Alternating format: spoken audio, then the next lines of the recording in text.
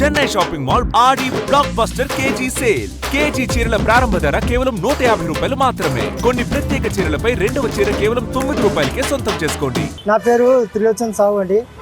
మాది మూసాపేటలో జంతనగర్లో ఉంటామండి. నేను ఇప్పట్లాగే డ్యూటీకి 9 గంటలకు వెళ్ళిపోయానండి. మా ఆవిడ కూడా డ్యూటీకి 9 గంటలకు వెళ్ళిపోయిందండి. మా పాప కూడా 9 గంటలకు, ఇద్దరు పాపలు స్కూల్కి వెళ్ళిపోయారండి. అలాగే సరే అనుకొని నాకు మధ్యాహ్నం 4:30 మా అన్న ఫోన్ చేసిండు. చేసి ఏం తెలియదు నీకు అన్నాడు. అన్న నాకేం తెలియదు, ఏమైందంటే ఇట్లా పాప సూసైడ్ చేసుకుంది అని చెప్పిండు. అది ఎంబడే నేను రేపుడో బుక్ చేసుకొని ఇంటికి వచ్చాను. వచ్చేలోగా శ్రావణి అనే అమ్మాయి అక్కడ లేదు, మెడికల్కి తీసుకెళ్ళారు. మళ్ళీ కొద్దిసేపు ఆగిన తర్వాత అంబులెన్స్లో మా పాప తీసుకొచ్చారు. ఏమైంది అడిగాను. ఇట్లా పాప సూసైడ్ చేసుకుంది అని చెప్పారు. ఏమైందంటే మొత్తానికి ఆ పాపని నరేష్ అనే స్కూల్ టీచర్ అతను చాలా రోజుల నుండి వేధిస్తున్నాడు.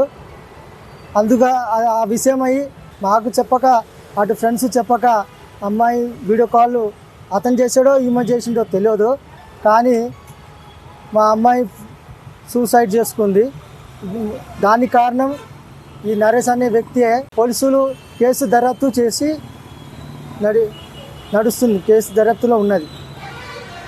ఎప్పుడైనా మీ అమ్మాయి కంప్లైంట్ ఇచ్చిందా, నన్ను టీచర్ ఇబ్బంది పెడుతున్నారని కానీ, స్కూల్లో వాళ్ళకి కానీ, మీకు కానీ, వాళ్ళ ఫ్రెండ్స్ ద్వారా కానీ ఎప్పుడైనా సమాచారం? లేదు, అమ్మాయి అలాంటి ఏం ఇప్పటివరకు చెప్పలేదు. అమ్మాయి బాగా చదువుకునే అమ్మాయే. అయితే ఈరోజు ఎప్పటి మాదిరిగానే స్కూల్కి వెళ్ళింది. అమ్మాయి మరి లంచ్ టైం అని అనుకొని ఇంటికి వచ్చింది.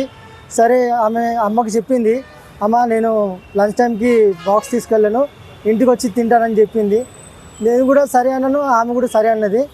ఇక అమ్మాయి లంచ్ టైంకి వచ్చి తిన్నట్టుంది. నేను ఎప్పటి మాదిరిగా డ్యూటీకి వెళ్ళిపోయాను, డ్యూటీలో ఉన్నాను. అయితే అన్న ఫోన్ చేసిండు. ఆ ఫోన్ చేసిన తర్వాత నాకు అసలు విషయం తెలిసింది. వెంబడే ఎవరు సమాచారం?